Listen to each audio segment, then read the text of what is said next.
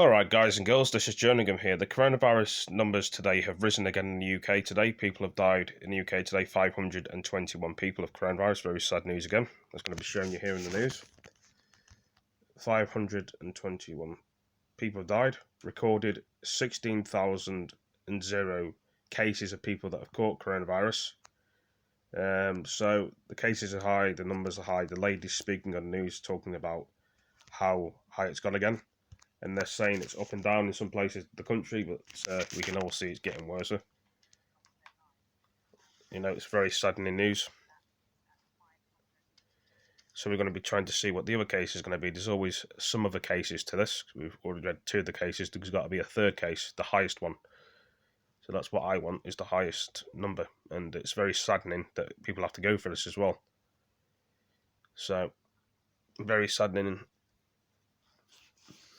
Makes you think and wonder that your life's here and then you're gone. And a lot of people get hurt over this coronavirus. Some people wish it would end and things would go back to normal, but there's not the chance really. What I mean by that is we can all wish and hope, but will it happen? This is what I'm trying to say. Sometimes it's a slow process that we're going through. Everybody is. Sometimes I like to talk about a lot of things. Sometimes I'm quiet. I like to have a little think to myself about things, and I don't know. This whole world's a right mess, as we all know. We can all see it for ourselves at our own eyes. I'm just waiting for the news lady to put the other deaths on, because I want to know the higher numbers. I know it's 50,000 deaths altogether, and this has gone up a bit more because of this virus. It seems to be going up every day. People losing their lives, and you know, some people pray that the family would stay alive. You know, it's nothing but more than worse losing a loved one and then suffering from it. So this is going to be the number here. 08 to 10 running numbers range from northeast. Talks about northeast. 070 our number range from northwest. So they've got different types of numbers in every single area. Depending where you live across the country of the UK, and probably Scotland, Northern Ireland, Wales, their numbers. London 1011 our rating. 0112 number in the southeast of the UK. So this lady's speaking about something on the news. I don't know what she's saying. We're going to unplug the thing and see what she's saying. Heading in the right direction, which would suggest that the lockdown that we're all under at the moment, have been for 3 weeks or so now, is having an impact, and we're seeing this in the R rate figures. The R number is important because, as you know, the R number refers to the number of people that one infected person then passes that virus recapping this again. We've already seen this before, but this is part 2 to everything. Is spreading, and in fact it is in decline, is of course good news. If you've seen this, then you'll watch it again. End of lockdown, once we enter these tougher new tier systems, and again looking ahead to Christmas as well. Now, the government's scientific advisors have published some papers about Christmas.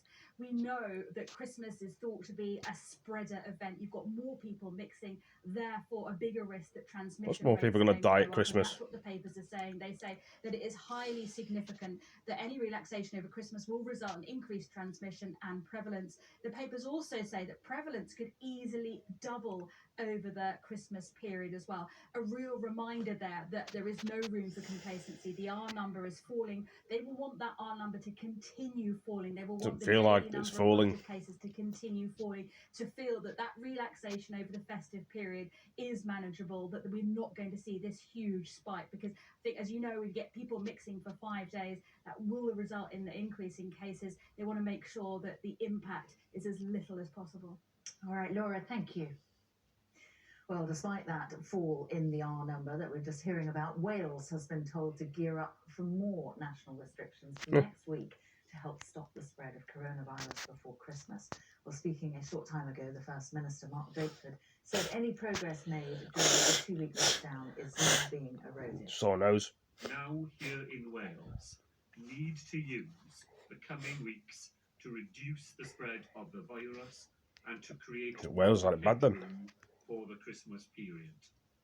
That doesn't mean a return to firebreak arrangements.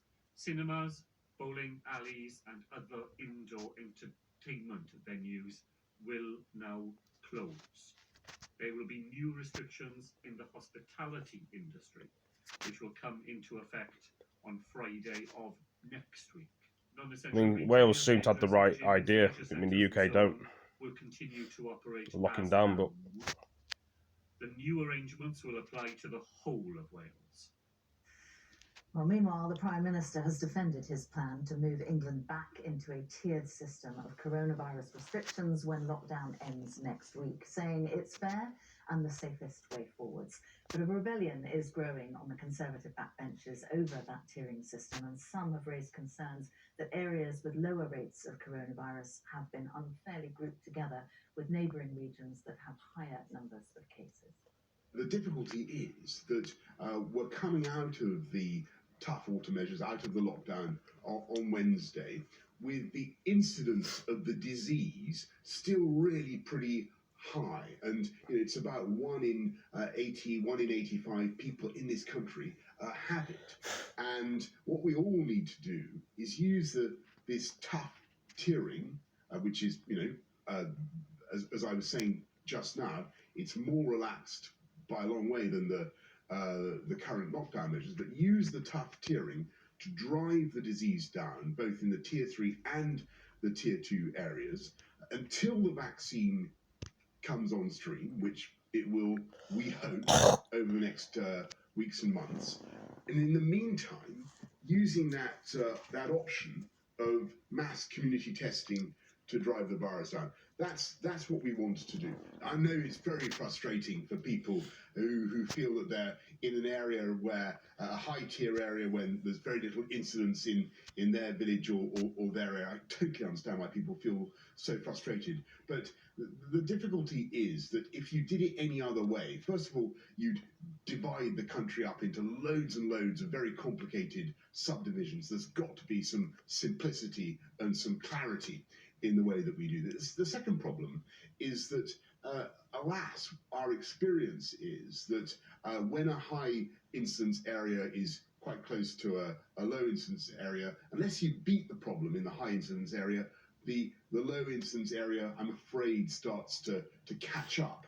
So we've got to get the virus down. It's true that it's going to be tough for a while, but there's obviously a review point on the 16th. But there really is the prospect of areas. So they're making up as they go along. Chris Whitty and Patrick Balance were saying last night, to move down the tiering scale. Well, in a moment, we can speak to our chief political correspondent, John Craig, who is in Westminster for us. But first, let's speak to Inzamam Rashid. He's in Lancaster, which will go into tier 3 when national lockdown ends. Inzamam, a lot is being asked, isn't it, of the good people of Lancaster who've already been living under the toughest restrictions? Yeah, that's right, Sam. They're unhappy here. They're angry.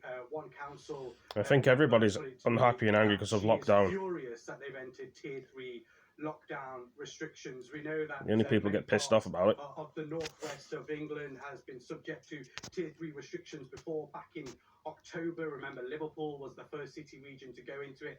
Lancashire then followed just days later, and then Greater Manchester as well. So they know what it feels like to be in tougher, tighter restrictions, local restrictions. But following this national lockdown, they will be in tier 3. And here in Lancaster in particular, they're very unhappy. And that's because the Lancaster city has actually got the lowest rates within the whole county, way below the national average of infection rates. But when you look at places like Blackburn, the town of Blackburn, that has actually got some of the highest COVID rates in the country. So what the government has done is looked at a regional basis, at a county basis, and decided to put the whole area into tier 3 restrictions. But let's get some reaction. Let's see how people are feeling, and we'll bring in Kat Smith, the MP for Lancaster and Fleetwood. Kat, firstly, your reaction to hearing Lancaster, UK. that you are going into tier 3 here in Lancaster. Good afternoon. My reaction, to be honest, is the same as my constituents. We are shocked. It was not the decision that we were expecting.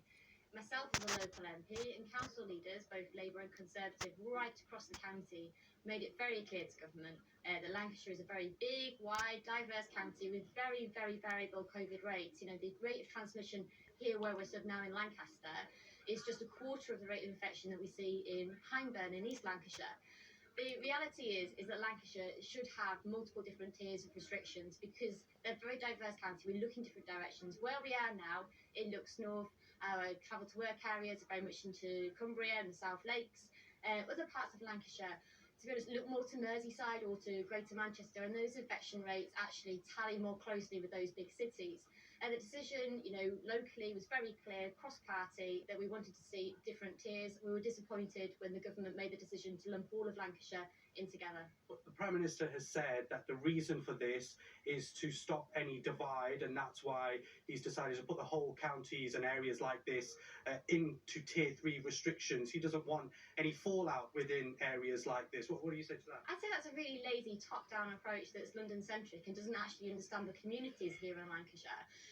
If you are from Lancashire, if you understand Lancashire, you will know that someone in the Lancaster or Morecambe area is very unlikely to have any kind of ties or regular transport into the East Lancs area. They're far more likely to be travelling into Cumbria or even North Yorkshire than they are into other parts of Lancashire. And that's why you see the huge variance in infection rates. Now, if the case is that it's the Lancashire NHS that is struggling, and I'm prepared to accept that argument, although I've not had it made to me yet by government ministers, if that is the case, then it makes no sense that Cumbria is a Tier 2 area.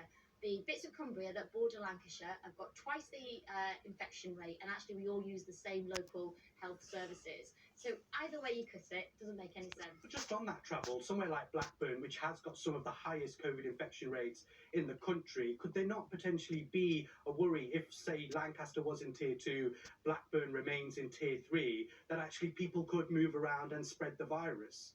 Well, that would be completely against the rules. And the one thing we are in Lancashire is we abide by the rules. And I know that my constituents, although we're unhappy about being in Tier 3, will abide by the rules and not leave a Tier 3 area.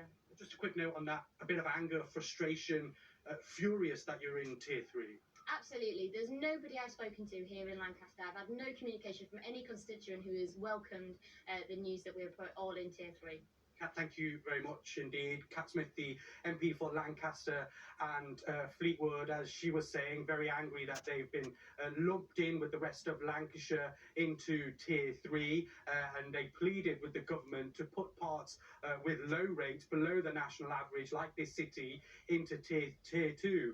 That simply hasn't happened, and the knock-on effect to businesses, to the hospitality sector, will be...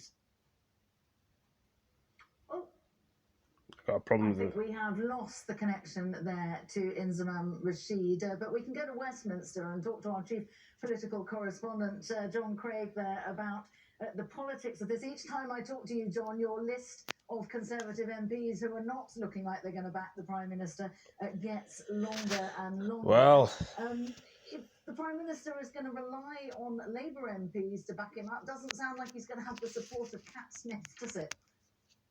hands on or sore, my spreadsheet holding is this up to phone. 56 names now, and those are MPs who've spoken out publicly against the new tier system, which MPs will vote on in the Commons on Tuesday. Well, guys and girls, if you want to see more of this news, if you do follow the news, you'll see this in Sky News. But anyway, thank you for joining me. I've done some of the news to show you that how bad the areas are. Some areas are okay in the UK. Thank you for joining this video, and I'll see you in the next one. Peace. Keep safe. Peace.